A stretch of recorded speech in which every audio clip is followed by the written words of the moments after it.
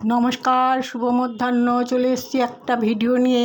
আজকে আমি ফিরনি করছি। দেখুন কিভাবে করছি আমি ফিরনি।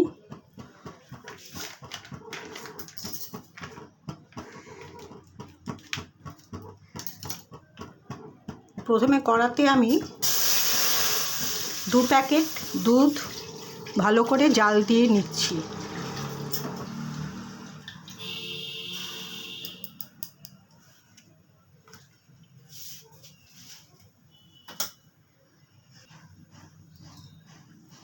এই 2 প্যাকেট দুধ আমি আগে ভালো করে জাল দিয়ে নিয়ে তারপরে ফিরনিটা তৈরি করছি।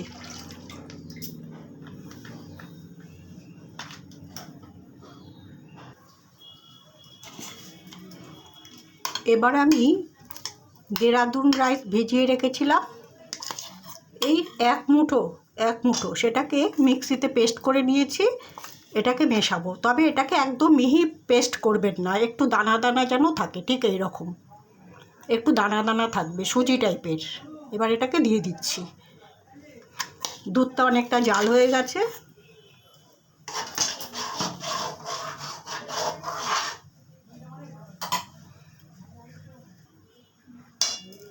দুই প্যাকেট দুধের জন্য আমি এই পরিমাণ চিনি ইউজ করছি। দেখুন এই পরিমাণ।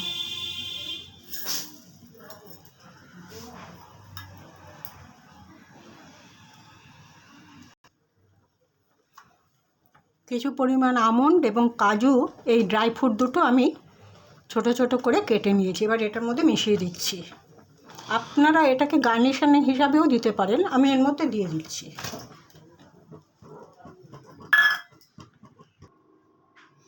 এবার আমি আগের থেকে গুঁড়ো করে রেখেছি এই এলাচ দুটো দিয়ে দিলাম।